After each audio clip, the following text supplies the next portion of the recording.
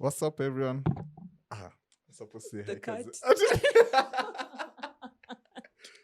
this is why I don't like doing These are many like takes. bloopers for the year. You'll just combine them and then be like, okay.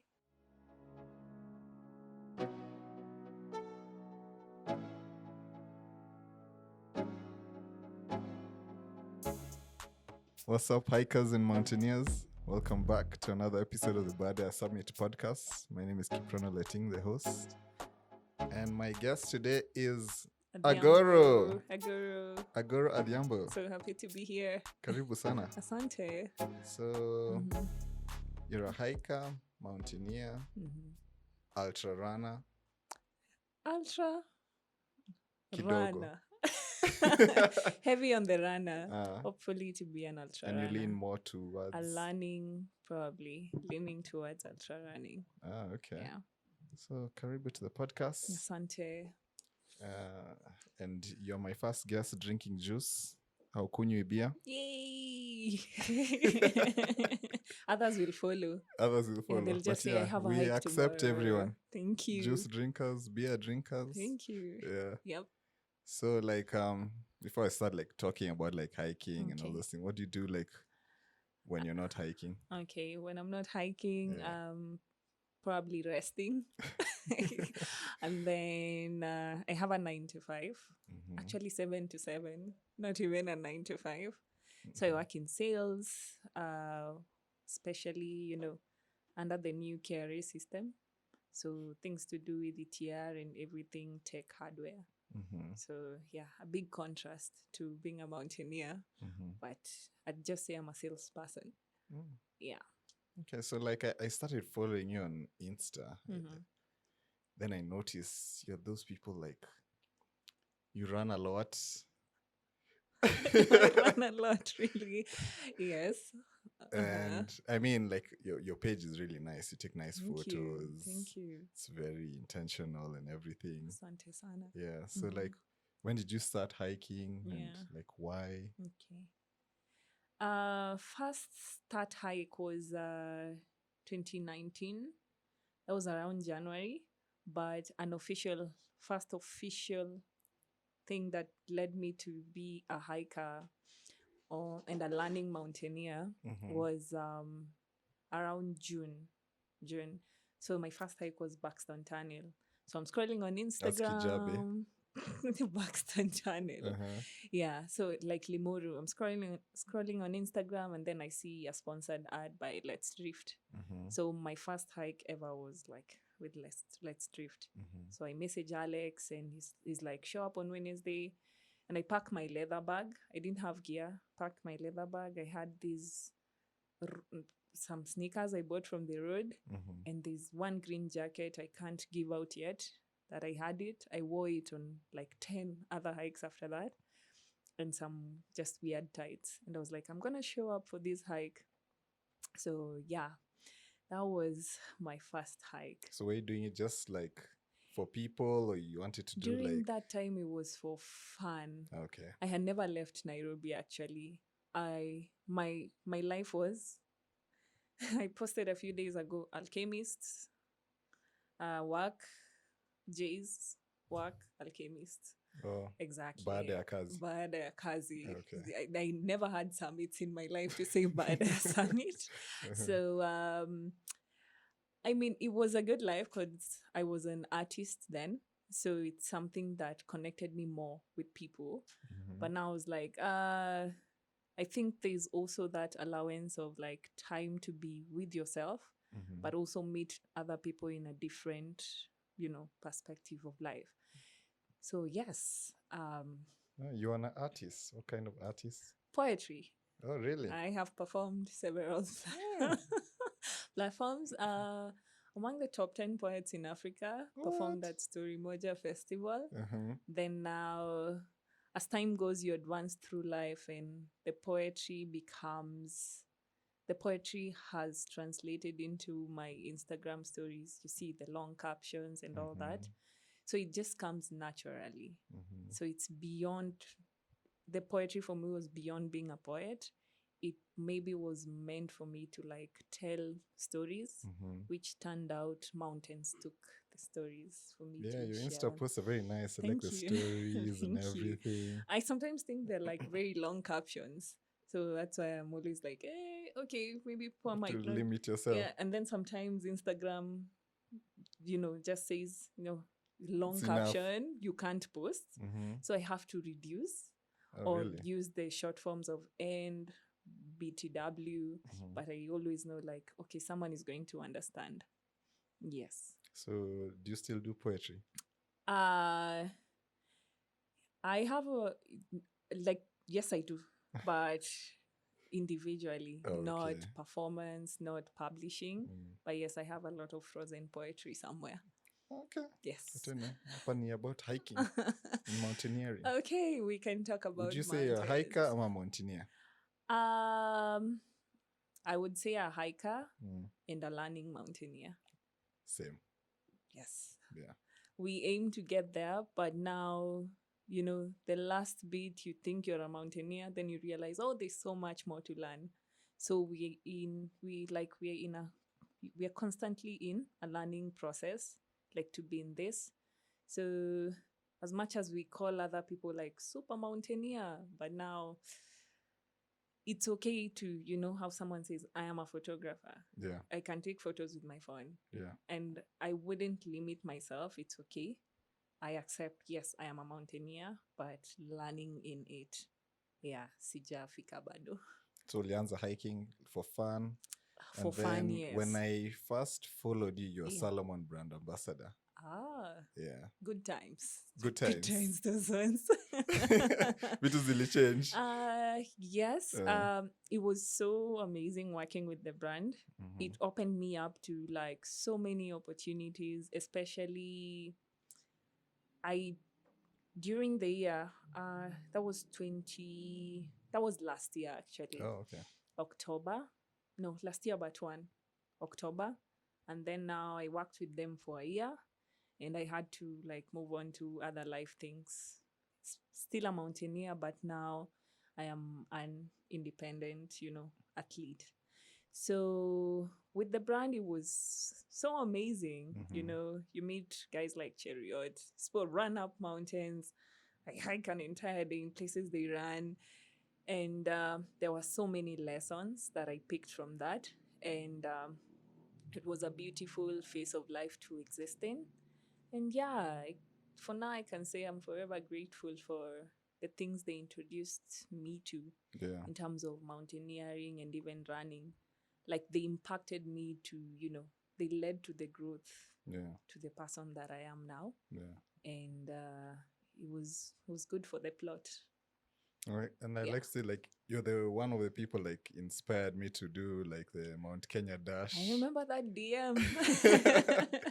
I remember that DM. These dashes are mainly like for ultra runners and all these things. Yes. And then I see a hiker and you're like the second person that I saw doing the dash. Mm-hmm. And then you did it like successfully.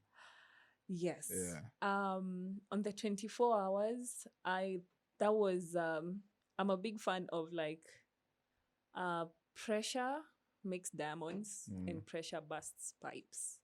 So I like the part of pressure that makes diamonds. Mm-hmm. So, the brand had, I did it with the brand. So the brand had this plan and everyone was like doing 24 hours. Mm-hmm. But now it was 3 roads, 24 hours. And me, I'm just like, I have never done a 24-hour. And I had 2 DNFs in Narumoru. Mm-hmm. So you know how a DNF haunts an athlete for a long time. Can't even think of. I know. So I write. I know. I know. So I say, okay, I'm gonna take this challenge. It was tough. I had a very hard night at I have talked about it actually. I had a very hard night at Makinda's because during that time, compared to now, my acclimatization was like really, I was still working on the altitude adjustment, my body, learning my body bit by bit. So we left, we arrived there at 11, started climbing, getting to Makinda's. I was like all shaky and stuff, but I was like, I need to be back down tomorrow by 11. It doesn't matter what as long happens. as within 24 hours. I know, as long as it's within 24 hours, that counts. So my guide was very helpful, Samson, who has also seen me train. There was like, we had to rest at camp. We were still within the window. And I was like, I'm very much okay to not descend. I know when I'm like in a very bad state to descend. But now, up until this time, I have learned my body. I know when to turn back and when to like, okay, we're going to camp here for a little bit and then proceed. Or we're going to slow down, or we're going to take more water or something like that. So 2 a.m. normal, we push to the summit at 7. And from the summit, descent for me is like adrenaline. Once I know, it's done, I just told those guys, yo, adios. We get to Makinda's breakfast for I think like 10 minutes or 5 and all the way down. So my best time on Narumoru is 23 hours. And I'm very proud of it. It fits the 24-hour challenge. Narumoru has shown me things. And I don't know how I kept going back, but after that, I was so glad that people still kept on doing the 24-hour challenges. Yeah. Now I'm seeing people planning, and I've met friends who are like, I can't go sleep on the mountain for, 3 days. The 24-hour is possible with good planning. Yeah. Yes, and I'm so happy that you went all. Did. I was just like, keep. That was last year, January. Last year you were fire. I was like, okay, this is like, that was a DM, but I hope. I'm so proud of you that it's all routes, right? For you. Yeah, I've done all the dashes, like the 3 main routes. Yeah. Yeah, but it's like after seeing like you, it was you and Gucci. So I saw you, then I was like, that was in January. So then I tried now in Feb. And I'm so proud of you. But you went all till Kilimanjaro, and it's impressive. Now I'm the one who is inspired. And like the mountains you've done are like on my bucket list. And I'm like, okay, keep this. Go to Strava. I have the stats, and then I'm going to go. So that's what I love about hiking. It's one time I share the information with you, and the next, it's me learning from you. Yeah, for me, it's not on the bit of competition, but it's more of like learning and teaching and sharing. Yeah, exactly. And speaking about Strava, with you went to some mountain juicy, Longido. Don't. I'm just there at home. I don't know what I was doing. Alafu napata notification. Your record has been taken. I didn't even stay with it for 24 hours. Because the guys we climbed with, I don't know. There's a lot about Strava that I'm getting to learn. I find it as the best tracking app for hikers to use. Because for premium subscribers, you can, get your goals. You can see the amount of KMs, the amount of elevation that you've, done the entire year. But now, when it comes, Strava has pressure as well. Yeah, as a hiker, there's the good part and there's the other part. So it's like Instagram, how you see someone, they're in Maldives and all that. Now Strava is actually worse than Instagram. I am telling you. Because of the times. Because I'm always there. Leaderboards. Yes, exactly. You get the arrows, and if you're not a subscriber, you won't feel it. Okay. But now if you're always on those leaderboards, trust me, I get those emails. I think I'd rather have your shoes are 1,000 kilometers you need to replace than the arrows. But it like pushes you, like yes, leaderboards, your top. Yeah. Rurimeria. 7 points. Your top 7 at a school. Someone is going to take all top those. 7 points. Yeah. Which other? There's so many. Okay, like the hikers categories. No. The hikers category, I think 7 points. Ngong was taken, but Ngong round trip, maybe women. Okay. Yeah, but now 7 points. That Rurimeria was crazy. The Rurimeria, I Base to summit, hallucinated. 2 hours, 20 minutes. Yes. Surely. It's water. Keep it water. There's nothing else. It's just water. Yeah, that'll be And yours for a while. I guess maybe music works for me. Okay. So yeah. So yeah, on Strava, yes, the Longido. So we were like a group. So there's other things also about the app that it's good to notify athletes about in terms of the pressure can be a lot. But remember, this is something that is dependent on stats and algorithm, and people's devices are different. So sometimes even the elevation gain of a place Yeah, it's is different not on what is- accurate. Because I hiked with a friend and her stats were not on the leaderboard, but we summited together way before the person who has the crown now summited. I was the first to summit, but now you see. But he's number one. Exactly.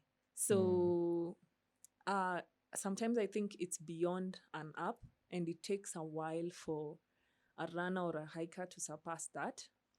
If you can beat that crazy, there's nothing on you. Like, you just know, I genuinely ran 5 km, and this is important to me in terms of my training or my improvement as a hiker or a climber. Then the app will come later and whatever it brings.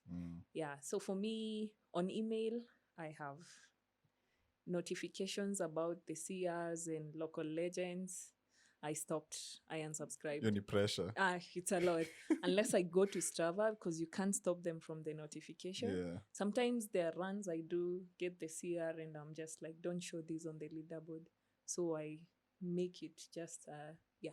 And you run like every week. I- You're like the queen of Ngong Hills.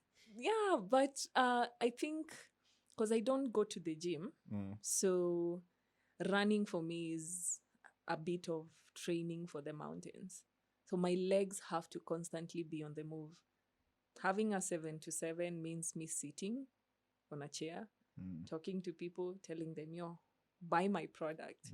But now the only time I am more free is when I'm running or when I'm on the mountain. And hiking is beyond mountains. You have to put in the work, especially if you're aiming at ultra, if you're aiming at, the higher mountains. That consistency bit and keeping your body active will help you not be like on a plateau of like, okay, I have hiked every Sunday of the year, but what has led to the success? It's easy to actually track that bit of progress. So for me, running is training, because not that I don't like the gym, I don't have time to go to the gym because life situation doesn't allow me. So my gym is basically running and probably indoor strength training and, workouts like And that. the hikes. And the hikes. So the hikes are my greatest test for my weekly training. Exactly. So what's like hiking for you? Is it to summit? Is it for views? Okay. To connect with people? It's been it's been a change through the seasons. At first it was like, oh, I want to be out of the office and just be out of town. Then it advanced to I want to see the next team that I hiked with the previous weekend. Like, I was so excited to see the previous guys I shared the trails with. And then now it advanced to, oh, I want to see more. Because we did Buxton, and then it was Buxton, and then the lake. There's a lake close to the Abadas that people go hike. And then I did Ndeya, and I was like, what's in the Abadas? And then someone mentioned Mount Kenya, and I was like, oh, I want to do Mount Kenya. So I went to Mount Kenya without training. So now it came from leaving the city to friends to now exploring more mountains. But now for me, it's test my limits.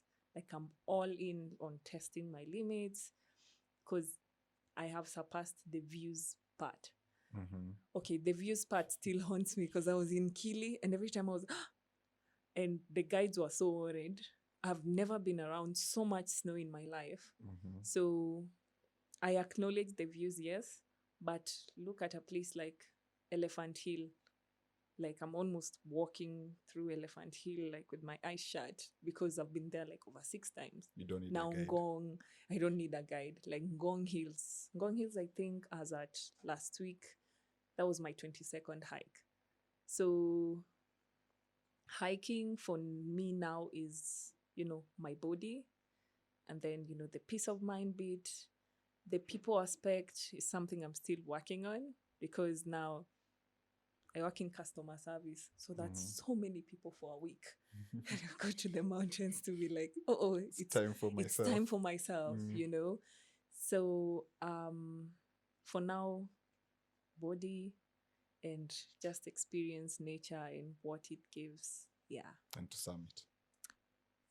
Yeah, okay, there's the most significant. If I move to 6,000ers and 8 and 7s and 8, that will be now to summit. I think within Kenyan, because right now on some day I wake up, my motto for hiking is faster, higher, stronger. So today I wake up and I'm like, do I want to how soon do I want to finish this hike in like such a short time? Because the last weekend gone, I beat my previous PR.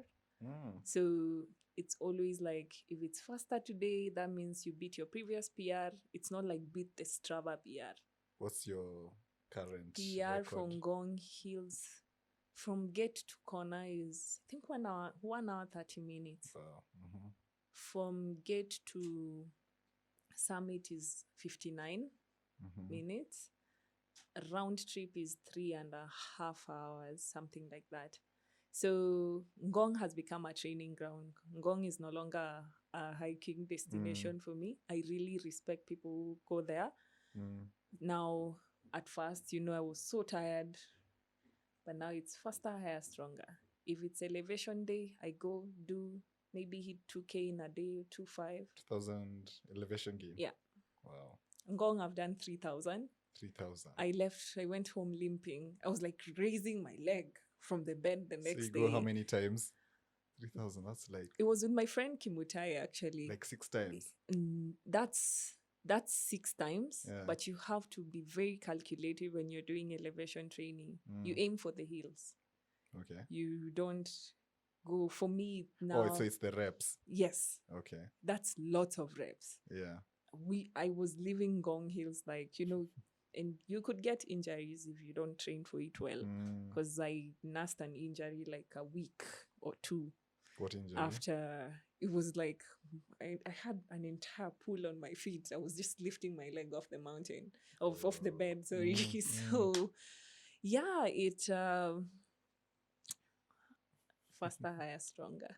Okay. Yeah. And speaking of Kili. Yes. You've done Kili twice. I can talk about the second time.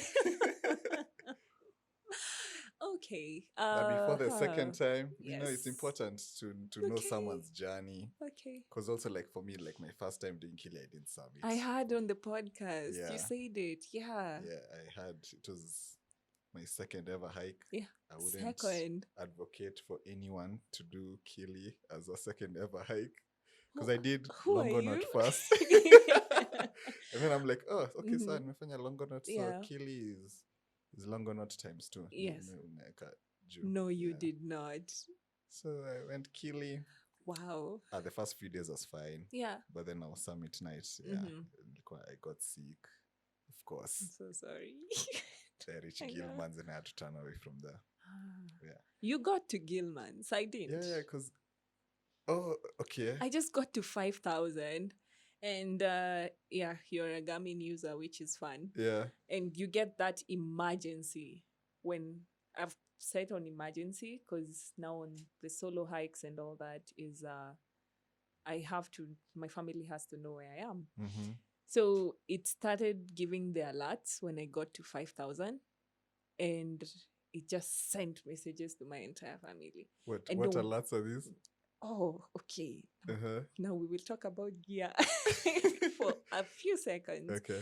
So there's a setting you can set when you're like in danger. I think it senses maybe the heart rate or something. Okay.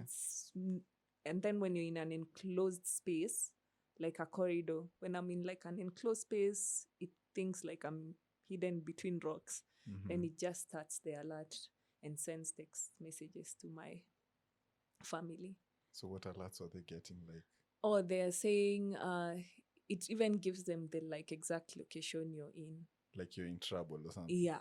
Or had to remove my dad from my Garmin alerts. I never knew. Someone told me don't put your parents in emergency. Oh, okay. So, and when it does that, it auto saves. So I was just like, my entire climb has already been saved.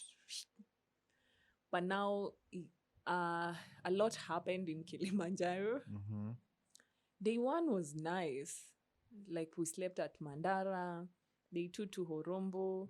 But I was slower. And now the worst thing I did was I didn't, like I had been training. But now there's the thought of, I've been on the mountains before. It's a very dangerous thing to think about. Like as much as I have trained and had hikes the entire year, never be comfortable that you are a mountaineer and you can crack this, like you've been on high altitude.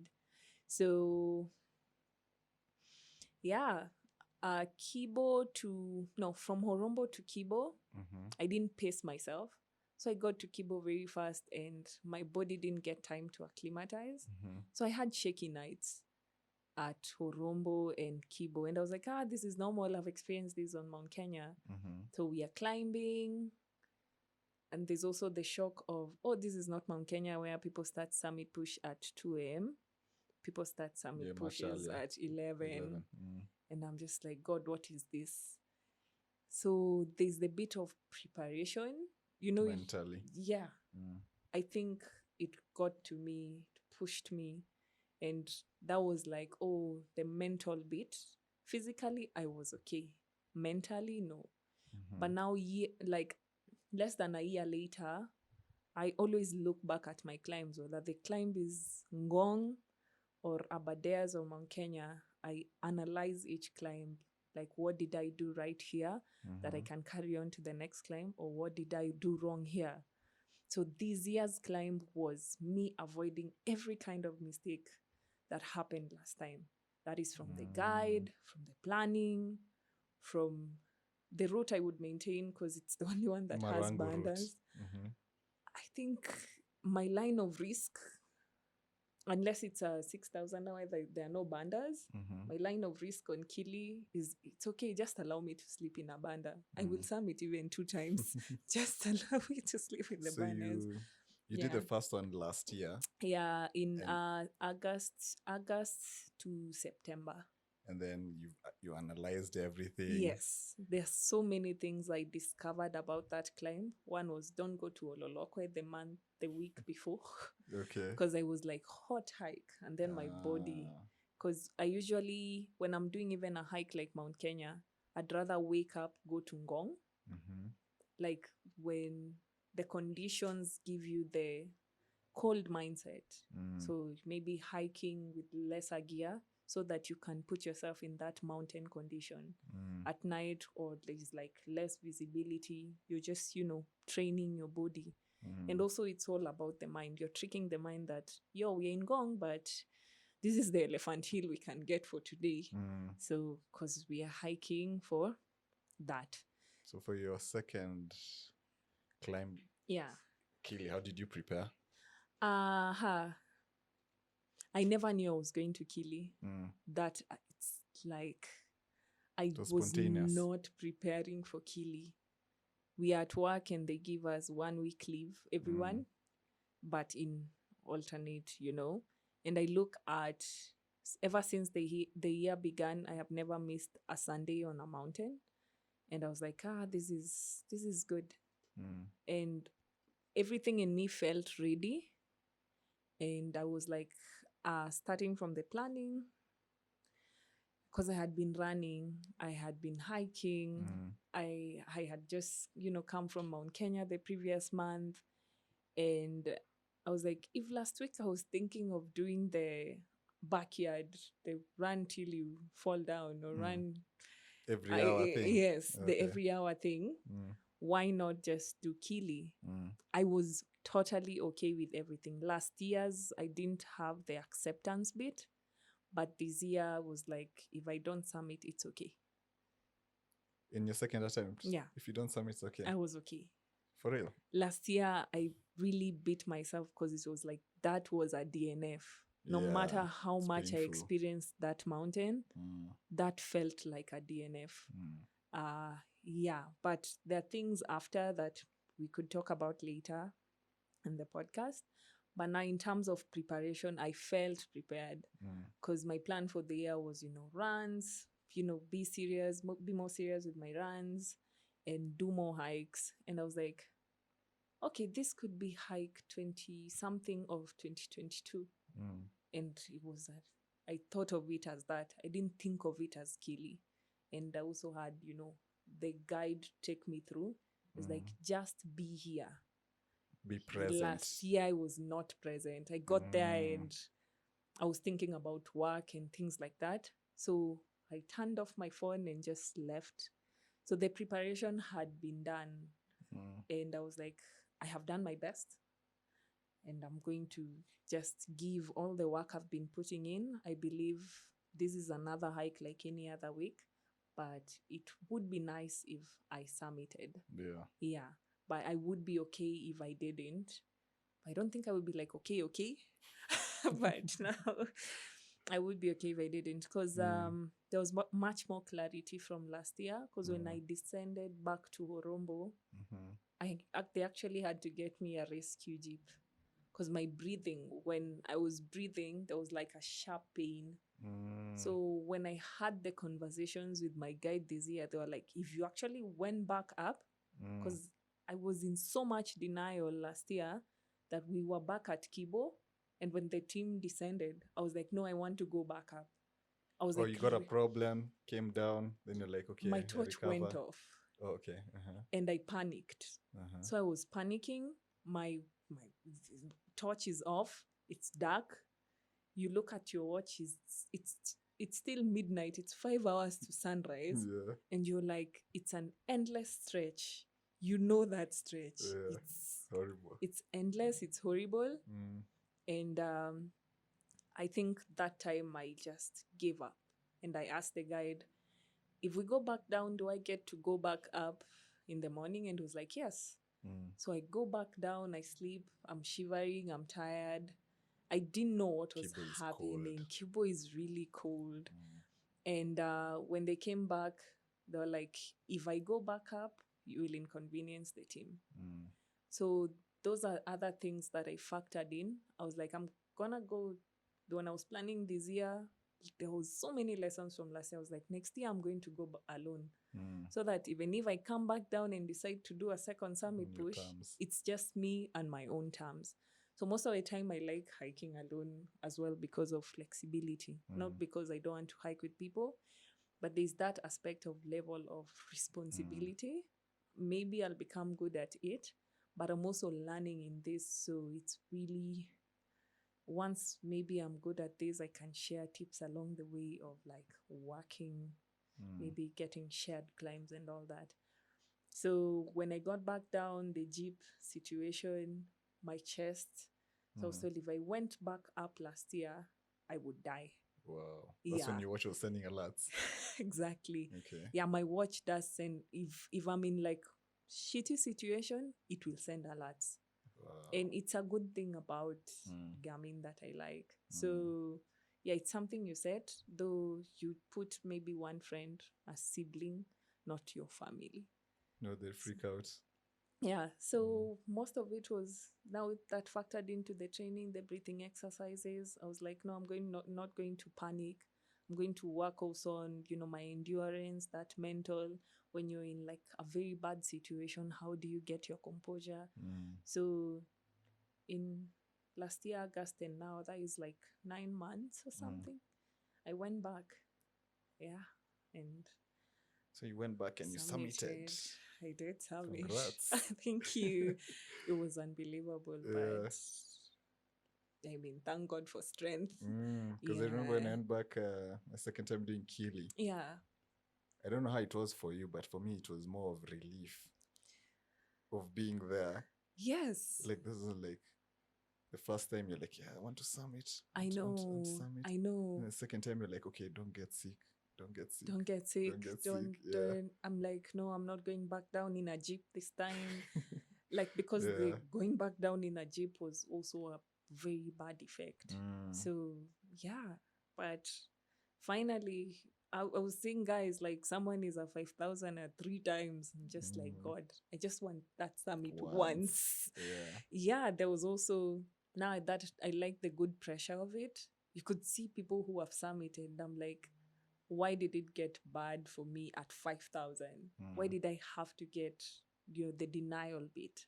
And now I accepted, and you go back, and yeah, the summit will come when the summit will come. Yeah. Cha muhimu eventually. Eventually, yes, cha muhimu. Yeah, this year was like cha muhimu ni summit. As much as I was like, okay, as long as I don't die. Yeah. I am heavy on yourself. Not dying. Yeah. Because 100%. If one dies, there is no more mountains to climb. Yeah, exactly. Yeah, for sure. So yeah, we made it through. Here we are. And were you sick again? Ama you're good the whole time? Oh, this time was so good. But now I had a Kenyan guide and I had like a Tanzanian guide. I had a team of 7. 7? Yes. And you're the only hiker? No regrets. Last time you joined another team. I told someone I would give everything for a safe climb. Okay. For a great team. Okay. I don't compromise on team. If you see my climbs, even the Mount Kenya one, the Traverse, I had a porter, a guide, a cook, like separate. If the porter guide is not okay, they can alternate. I do not compromise on, because these guys are also human. So if I am able to account for the entire team, that's fine by me, as long as I submit. As long as you submit. Yeah, for this one was so important. So you had 7. So you had, I had 7. A Kenyan guide, TZ guide. TZ guide. 2. Yeah, TZ guide, those are 2. And then we had a waiter. You had a waiter? Yeah. Oh, yeah. We had a waiter, we had a cook, and then a porter, and then there was an assistant something. No, the chef. 6 Tanzanian and then the 1 Kenyan. Wow. So the 1 Kenyan, Sami has seen me train. Sami helped me summit Chogoria under 24 hours. So I'm always comfortable if I have someone who has seen me grow through. Yeah. And I was like, he knows when it's really, really bad. Yeah. And in case you knew, the TZ person told me, the TZ guy told me, like, let's stand. I could not agree. But if someone who has seen you train and has gauged your performance tells you, you'll be like, okay, but still not okay. But also to avoid like stuff that happened last year, my gear with me and all that. And I'm like, I just want to be comfortable on this climb, knowing that I can ask for this and this, and maybe be in this situation and have an entire team take care of me. So yeah, it's more expensive, but it makes the climb I have better. never regretted the climbs that I paid for more manpower, because they were successful. Yeah, I know mountaineering is costly, but now I've had to sacrifice other nicer things in life, because this mountaineering does matter to me. So I'm like, do I want to have a safe climb? Yes. And you ask for the itinerary, and of course there's the bit of, can this be changed? Can we work without this? Can we work without this? And the essentials, you can go with the essentials. So yeah, I can, the summit is my guides first and then me. Because when I was doing the speech, I was like, it's all you guys, and they're like, you too. And you find yourself as a climber forgetting that part, because these people do a lot of work carrying your luggage. Like, I mean, yeah, getting sick. I got sick this time as well. Oh, really? It was not sick per se, like throwing up. And I could have people just hold me. And I'm like, are you done? Yes. Now we can move? Yes. And they gauge you. And later on, you sit down with these people and they tell you, we knew you were going to summit. They know when actually someone is going to summit. They do. Yeah, it was a lot of conversations that we could have on another podcast. But I took a lot of lessons from this second climb compared to the something first about one. Kili. I don't know what's Yeah. that summit night. So hard. We actually looked at it and the timings. Mount Kenya, you'll wake up at 2 a.m., you'll summit at 7. Yeah. 3, 4, 5, 6, 7. That's 5 hours. Max. Kili, you can do 11, you can wake up at 11, and you can summit the next day in the evening. It's bad. Like, I'm glad I didn't do the summit push during the day. Because the time we were descending, I'm like, did we pass here? It's endless. You just see, like when you're looking up, you just see a shadow of the ridge. And you're like, okay, are we getting there or we are not? And I mean, as an athlete, you're like, yeah, I'm gaining elevation. It's nice. But now again, it's an endless stretch of like zigzag. And I remember they say it's 5 kilometers. And I'm like, it's something like only. Lakini. And you're not getting there. And when I got to Gilman's, the first one is Gilman's, right? I was so happy. Gilman's Point, yeah. I was so happy. Yeah. And then now they show you Ndoile Stella, Ndoile Summit. There's a reason I could mention it later on. They tell you Ndoile Stella and Ndoile Summit because of shock. Like I hear people get shocked and actually probably don't summit after. So they tell you to get you ready. So the only thing I was, over was the snow. I was like, oh my God, look at that. Look, it was endless. But I was so happy when I got there. Like, it's... And you're healthy. I didn't even cover my nose the entire climb, the entire summit push. And, hey, that summit push, no. If you compare it to Mount Kenya, From there's something like Mount Kenya from any 4,000 camp. Yeah. By 7, you are on the summit. But this one, I got there at 9. Yeah. Yeah. Like, I had Outdora here. They're saying Mount Kenya is harder than Kili. I had that too. To some extent,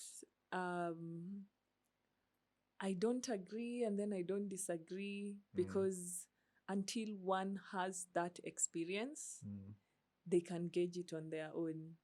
Because it's really even hard to weigh the comparison. Because, they tell you, when you're done with Mount Kenya, Kilimanjaro you can do. But I was done with Mount Kenya. Look at what happened in Kilimanjaro last year. There's that boost of confidence. But now again, hikers, mountaineers, and maybe runners are so good at it because they run up. But now hikers and mountaineers have to be aware of, there's so much on Kili that can push you beyond that. Beyond this mountain is easier than the other one. Yeah. I have been unable to do breaks people. Kili broke me. Yeah. Kili broke me. I'm like, same what's up. Like, Kili really broke me. And I came back. I think I didn't hike for a month. I noticed. I asked myself so many questions. So mental strength, physical, it's demanding. Why am I doing this? I know you say, why am I doing this? But you still do it. But now, yes, it's very demanding. So in terms of ease, I wouldn't even compare the two mountains because not that I can't, I just don't want to. Yeah, I think it's... Which is your favorite? Kili or Mount Kenya? Yeah. Sorry. Wow, I'd say I'd love to go back to snow, but also maybe Mount Kenya has snow. Kili. Yes. Okay. Kili gave me joy that I've never felt as a mountaineer. So, yeah, Kili. And would you do the 24-hour challenge for Kili? Kili, no. No. That is very Why a not? big no. Just no. See, you want like that elevation game. I will get that elevation in 5 days. But yeah, that's I have a line of risk as well. Yeah. As much as there's the line of in mountaineering, there's line of risk on comfort. Yeah. I am okay with discomfort bits of it. Okay, so Kili 24 hours now. Yeah. Anything beyond 5,500, I would really love to experience it fully. And if it takes 20 days to climb, I want to be in that 20 days avalanche, wind, snow, glaciers, ice falls, or something like that. I've had stuff like that. And you see people, and whether someone has done 3 climbs in one, although I want that money where people do 3 climbs in one season on Everest. People are chasing the 8,000 peaks. It's pressure. And it's a lot. I mean, it's fun, yes, but I think there's more to mountaineering. For me, there's times to go fast. So now I leave the faster motto when it comes to 5,500 and above. I want to be here longer to experience more. Yeah. And, no, I was asking because I first saw you do that 24-hour challenge for Mount Kenya. So, of course, naturally, maybe. Kili, I wouldn't do 24 hours. Or not yet? I wouldn't. Oh, okay. I saw that mountain and I'm like, okay, maybe not yet. Or maybe no. Yeah. But I think we get the way I said I can't do Mount Kenya under 24 hours. Now look at me. I can't go to that mountain for more than 3 days if I'm not doing a traverse or something like that. But I still acknowledge the fact that I can book a trip to Salomon and still do Salomon in 3 days. I am without even going to Makinda's. I can still do Narumoru in 3 days or something like that. Polite hike. Yeah, polite. So in terms of respect for the mountain, it does make the rules. And I think above 5,000, I will let it. Yeah. So what other mountains would you like to do? Oh, lots. Okay, lots. Meru. Matuanze, East Africa. I look forward to exploring Tanzania. It has won my heart 2 times this month, and I'm going back for all those mountains. You have an entire list. Thank you so much in advance. Mount Meru, it's a nice Hanang, steep mountain. Longido was so good. Yeah, Longido is I was like, nice, 13 kilometers, 1,300. Like, we don't get this where we are. And Longido also just pushes you. Yeah. It's from the road, it just looks like a small mountain. Yeah, it looks like this. It's so steep because you keep going up to the point you ask the guide for a flat and they're like, no, there's no flats from here. And when you think it's a flat on like the clear ground where there's grass, you move on to another. Patch. Exactly, the patches. And now it was the second time I saw Meru. Because first instance I saw Meru was from Kili. And the second instance was from Longido. So I'm like, maybe Meru is worth the try. So Meru is nice. Yeah. I think as much as I would like to, to explore more, I believe Africa has a lot to offer. And I would love to explore Tanzania more. Their mountains are way like a good challenge compared to here. Oldonyo Lengai. I would love to do that. Like, it's an entire list. And I'm like, okay, if it's time for this, I never knew it was time for Kili. The time just clicks. Everything aligns, the plan aligns, and that's it. And outside East Africa, maybe other parts of Africa? Other parts of Africa, right now, Tanzania. Oh, Tanzania. Yes. So outside Africa. Yeah, it's a lot. Outside of Africa, I'd like to explore Nepal. I don't have specifics because I think Nepal has a lot to offer. So, yeah, N- not beyond Everest Base Camp. Yeah, Beyond Everest Base Camp. Yeah. Can you beyond? Sioni kwenda summit. No, I think maybe do a 6,000 and a 7,000. Okay. Yeah, the 8,000 will come Yeah. at its own time. I also like to go step by step. Yeah, I think it's the beauty of the fun of it, and more for me is the experience. Yeah. And one month's beginning is another one's. Yeah, there are people who are way good at this to the point where you're like, wow, I can't even post my stuff because there are people who do these things at a go. But now, if you surpass self-sabotage, you're like, pole pole. But everyone has like a story. Exactly. But sometimes we forget that as hikers. You're like, what? Nani is doing this. Shh, let me. You don't. It does happen. It happens. But once you rise above it, the distraction goes away. You focus more on your journey. Yeah, your journey. Yeah. I'm glad that it took me years to get to that. But now I'm just like, okay, this is a good step. I have mentors. I have people within Kenya and outside Kenya who it's just Instagram, but they're Are those very people impactful. you can mention? Yes, I can mention. There's Lotta Hinter.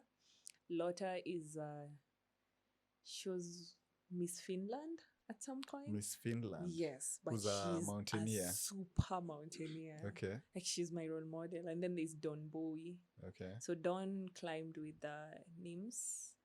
It was Broad Peak or K2, one of those. Yeah. Don has been very helpful for years now. His stories, sometimes. Also, you just chat with both of them. Oh, they're so cool. They're so cool. Don and Lotta are very great people. Like, oh, there's this thing on the mountains. What do I do? They're like, imagine, don't think blue tick. There are people who, like, this boss so humble. Okay. They'll help you. Like, you've seen someone has summited. I know Nims is busy. But maybe it's okay to shoot Nims a DM. But I've never talked to Nims though. So all these people just DM them? Yeah, there's like the Nepalese, these people who've done Himalayas, they're very willing to help. Okay. It's always from, you see them following you, they like your work, some message you, some you message. It's okay, like in mountaineering, it's okay to ask for help. That's when I realized, like, it's beyond my following. I'm using my Instagram as a tool for learning. Yeah. That's why right now, like, I took a step back on partnerships and all that. Yes, they're welcome, yes. But now it's like, I will teach people first, and I will also learn from people who've been here before me. So it's in conversations, it's in experiences. So I am very keen on the content I consume. My Explore page is clean. I would like to brag. Explore page is just mountains and all that. So it has helped me. It has helped me discover more mountaineers. So once you know something is for you. Now for me, hiking is very important to me. That is the content I would like to consume online. Content that would build, help me grow. And this is the content I would like to share. So yeah, Don and Lotta have been very helpful. And there's lots more. So your mentors, would you be a mentor yourself? Let's say if someone DM'd you. I would love to. As I said, I am a learning mountaineer. Some stuff I don't know. I think there's like 1 billion books to read and 1 billion gear, mountaineering gear to buy. But yes, I would really love to share what I have experienced on the mountains. Actually told someone at the event we attended together, but with the KG's event. Yes. I was like, sometimes I write these stories for my nephews and nieces. When they grow up, they'll read this. And then I'm like, I consider someone like, Joshua. Joshua is way faster than Joshua Kim the Kun. run. Yes. I'm like, he'll grow up. He follows me on Instagram. So I'm like, he's a very young person. 13-year-old. Exactly. He followed me for a purpose. So maybe one day, if they're able to, go through the stories and read and understand mountaineering, I'll have done my part. Yeah, I'm just a doorway to, another perspective of life. Yeah, so Nice. I'm always happy to share. And with the kind of mentors you have, you're definitely doing like an 8,000. I would say Big it's shout. luck and also just being. You attract who you are. I didn't even look for these people. It was a like, a comment, or you come across a story, you go on Explore page, you see, oh, that's snow. I love snow photos. But now under it, like, there's a way the algorithm can mislead and it can lead. So if it leads you to what you give people, it will give you more of it. So I like that mine gives me more of what I want to be and more of what I want to share. Yeah.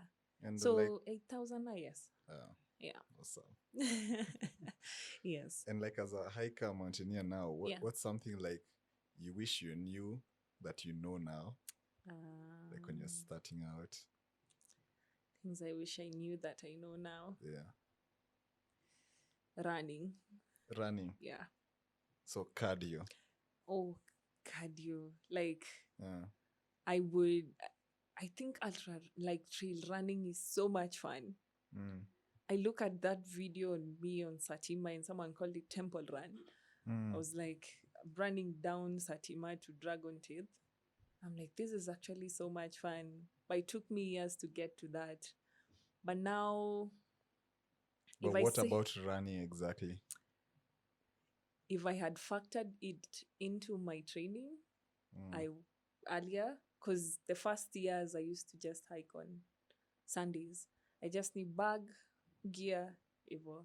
But it's such a fun thing that I wish I incorporated into my hiking earlier in the years. So yeah, there's so much to say about the running bit. And also, I think what I know now is purposefully, meant to be known now. So if I say what I knew then and what I know now would be from a place of regret. But I believe time has aligned itself for me to be where I am now. There's a reason why some summits didn't happen and they happened now. So what I know now is just what I know now. Yeah, I believe because the previous experiences just, if I wish I knew them then. And like for your mentor, what's the number one like question you like ask them for guidance? For guidance, at first it was, there was a bit of gear. Oh, okay. Yes, gear, and the good thing about them is they share their training and also truth in mountaineering. That's like just saying it as it is, not being, I won't give you success online and then lie to you that there's no injuries when you're doing these hikes. So they've helped on gear choice, they've helped on the training bit. So sometimes it's bits of consultation. They're really good actually, and their experiences. So it was Don's experiences. Like if you go to Don's feed, his entire journey is there of all those mountains he's climbed. On YouTube, he also has how he trains, what they do, what they incorporate into their training.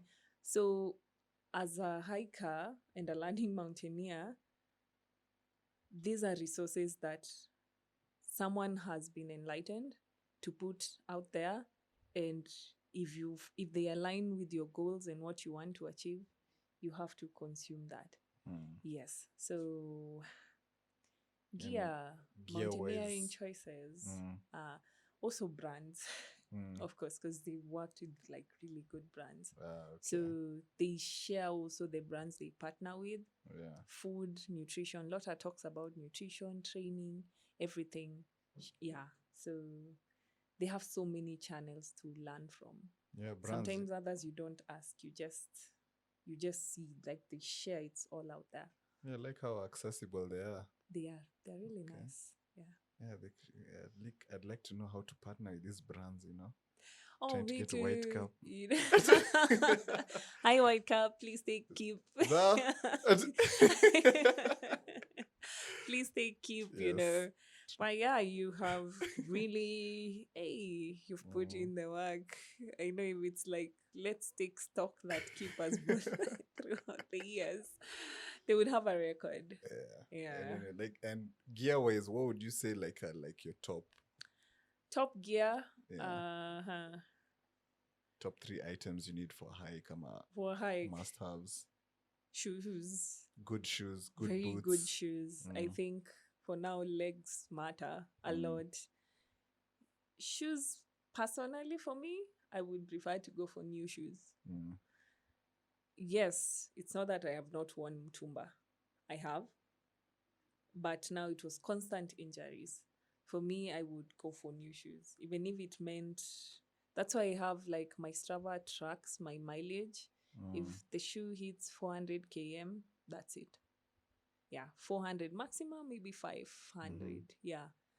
But shoes, okay, what else? I have my the trail running bag. It's so nice. The trail running bag. Or the small one? Yes. The one with... So you just wear it on your body. Okay. And even when you're running, it's like a part of you. Okay. And I can stay without sunglasses.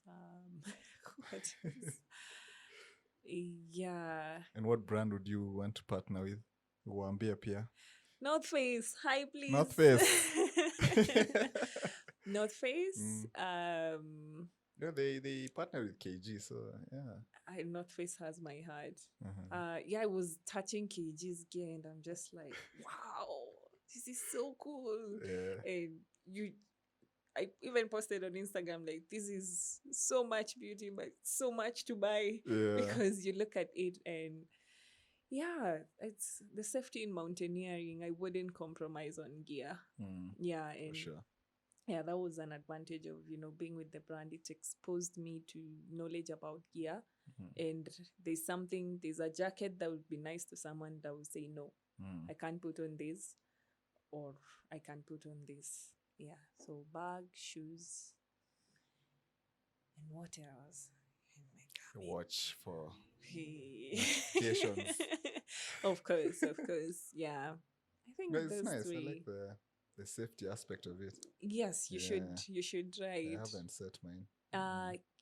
When lots of solo mountaineering makes you more aware of your surrounding. So now you're like, okay, I think my people need to know where I am.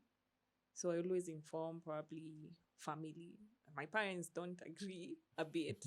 We're still on that battle of, they have accepted, but now there's the bit of you're going far. And now if it takes a week without them reaching you. So I always think, what if I go for a month? I'm climbing Everest. Exactly. Yeah. But nasikia hapo kuna network. Yes, but you had that company. That company that has that. It was $20,000. Yeah, $200. Yeah, $200 for network. Yeah. But my grandmother is okay with it. She has. I have her blessings. My parents are now.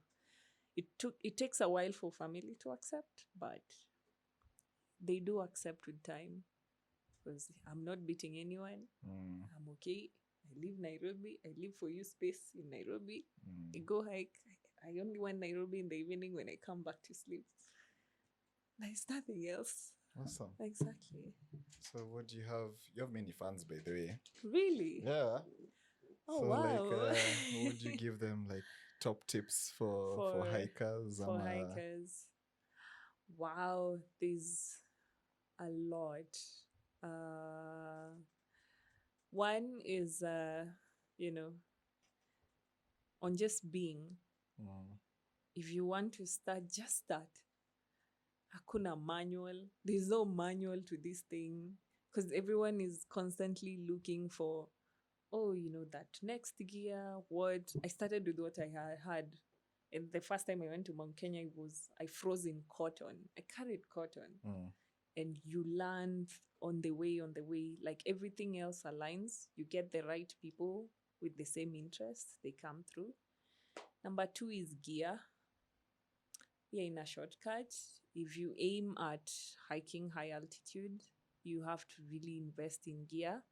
And it doesn't mean like buying all of them at once. It's bit by bit. mm, You go test and oh, last time you froze your fingers, you Mm. need better gloves. mm, Number 3 is consistency.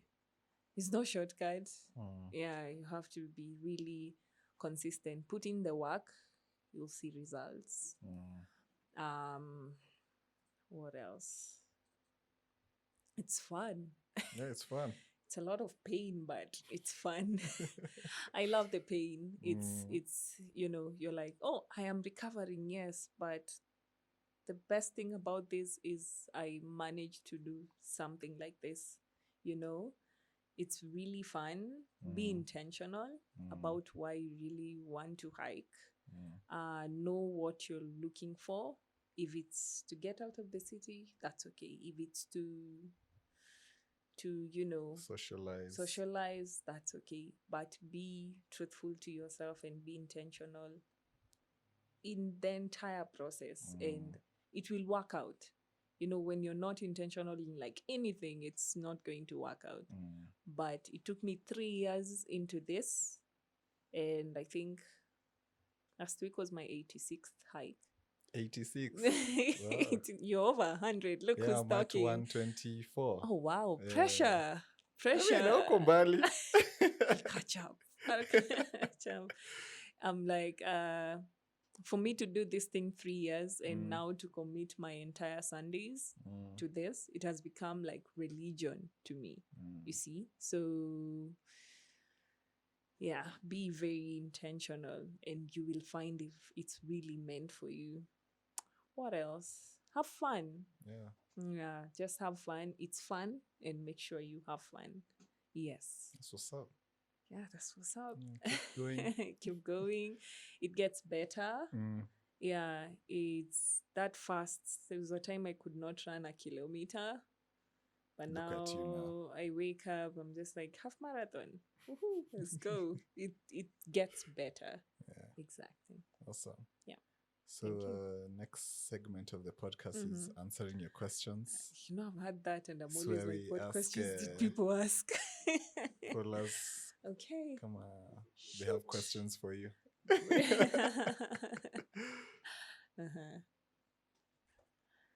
Ask away. Ask away. Ask away. So, first question. How many questions did you get? Si mingi. Thank God. Although I think, okay, I'll ask that later. But question 1. Are you addicted to hiking?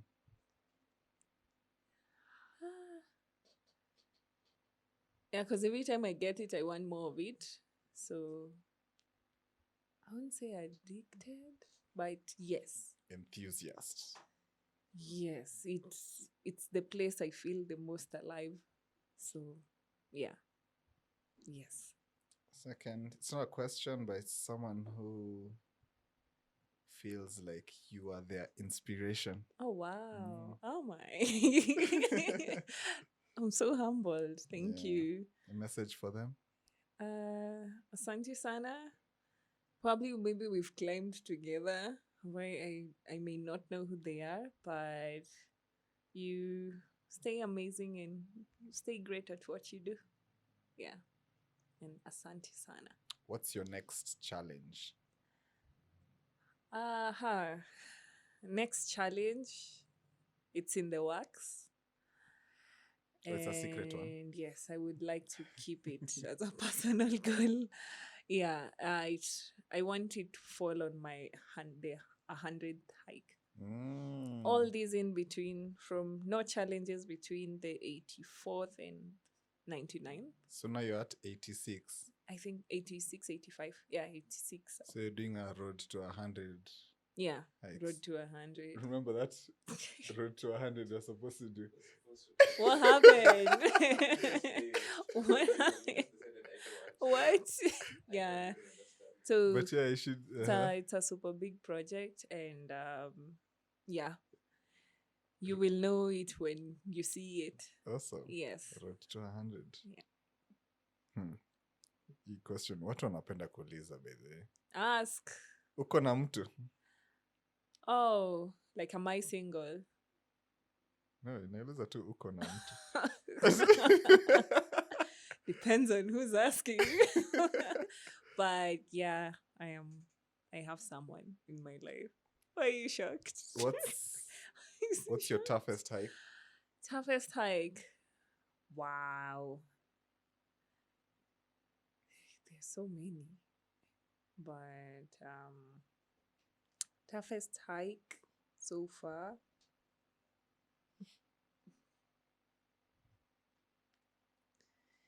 Am I allowed to say two? Yeah, I can say. Kili and Longido. But Longido was like tough.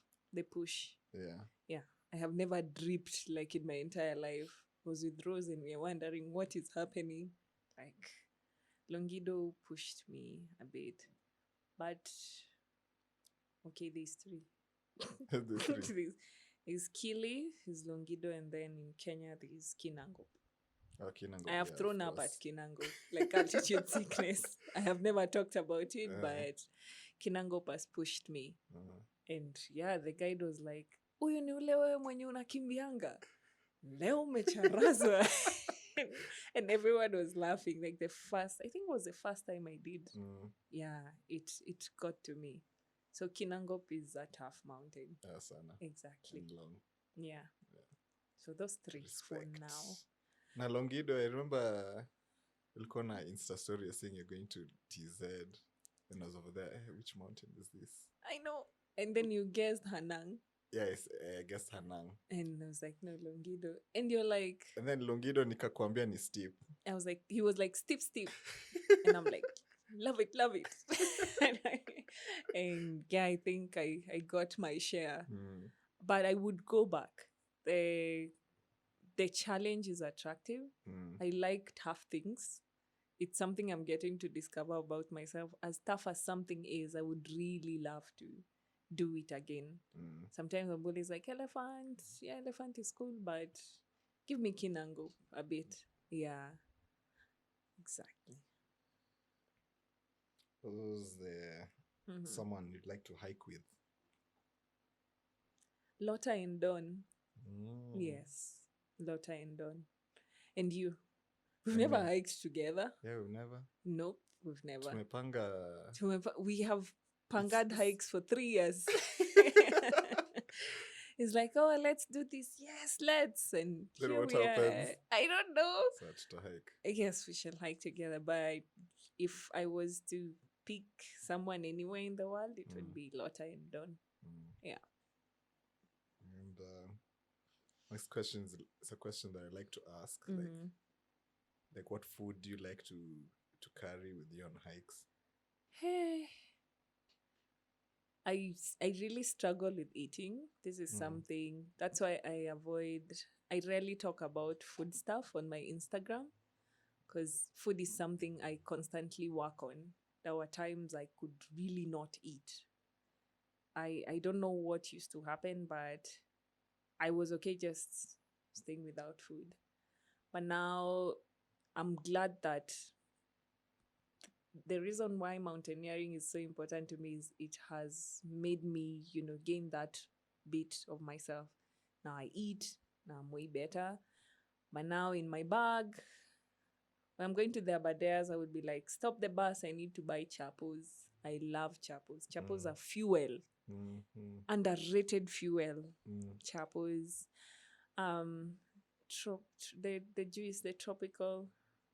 I always carry that one box. I Mm-hmm. don't have that like special mountaineering food, but it's stuff that works for me, Mm-hmm. that will push me through to the next step or to the summit or throughout that entire day. So you'll find me with chapos, you'll find me with Oreos. I'm struggling with lollipops. Sorry to disappoint you. But yes, I have lots of them. They're just in the house. I always carry a lollipop, but end up not eating it. Water is very important. I'm always like 3 liters or 2.5. Um, as much as it's not food, but I feel it is. Um, you'll find me with the mazimba. It's about with chia seeds, pumpkin, sometimes yes, and then yeah, that's Oreos, lollipops. I'm trying to look at that bag. There's chapos, there's water, The bar. and I always have tortillas after, like Mm. the salty one, because I need to get the salt back. Baada hike. Yes, and then now there's the Java granola. I prefer it because it's compact. It's like the tiny one is like I think 150 or something. So it's easier to pack, and granola you can eat na inashika tumbo vizuri. Okay. So yeah, that. Dairy I used to, but I drink after. But I rarely even consume food even towards working. Like I really struggle with food. As long as I look at a plate, there's protein, carbohydrates, vitamin, and all that. I'm like, this is good. Yeah, but the nutrition bit, I've been taking baobab powder. I have a friend who has them, baobab powder.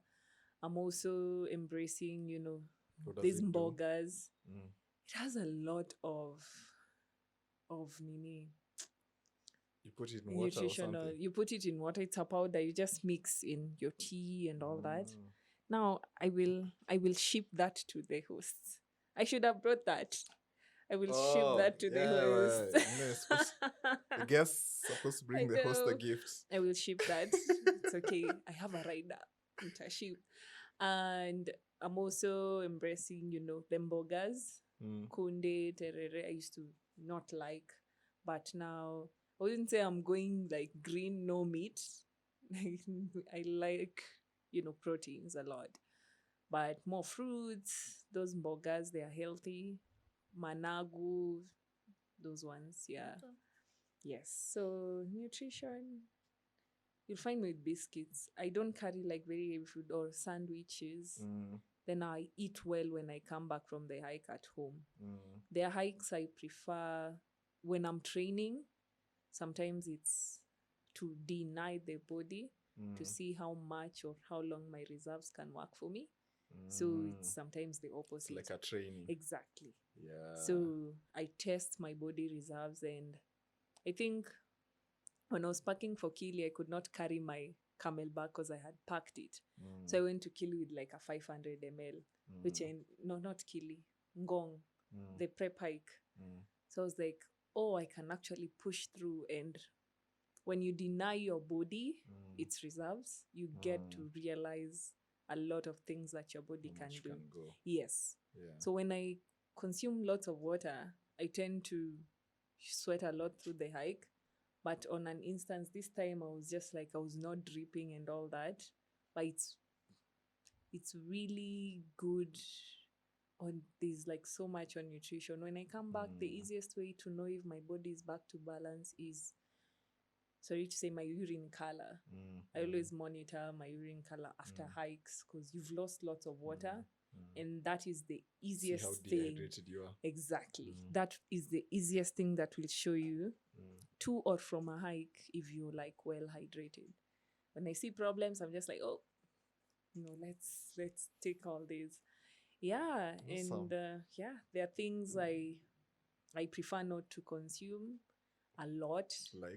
Like alcohol, because I'm like the path, there's a path one chooses. I take wine, yes, but now there's like hard stuff, the hard stuff that I'm just like, this is my limit, and this is what I really respect people who do that and are able to like bounce and still do summits even when me I know the effect. If I risk, I'll really suffer, and it's something I've tasted throughout the years, and I know this is something that is not working out for me. So you decide your poison, your whatever that you want to go with, and the body adjusts. Yeah. At first I could take some bars, but now yes, and sneakers. They have nuts. I can't eat nuts, like groundnuts venye ziko. So I'm like, the only way to convince me to eat chocolate. Yeah, it's in a chocolate. Interesting. Sneakers are the only chocolate I can eat. I also can't eat the bar alone. So give me the groundnuts in a chocolate bar. Like a baby, you hide the medicine inside the sweets, or you dissolve it in juice and they don't know they're taking the medicine. Interesting. Yeah. So those our questions are questions over. are done. Yay. Any final words? People are nice.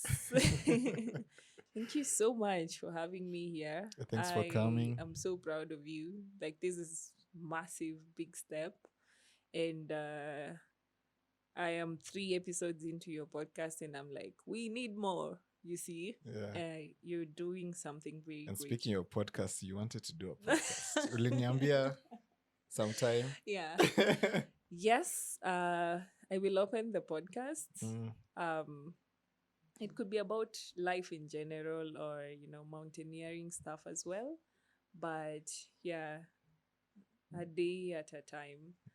Yeah, we're still working on video. I think I did great today. Yeah, you did good. Yeah. Oh, the team is saying yes, I did great. So, yeah, step at a time, and the podcast will come. Cheers to you. Cheers to Cheers Juice. for coming. And beer. Thank you. And that's our episode.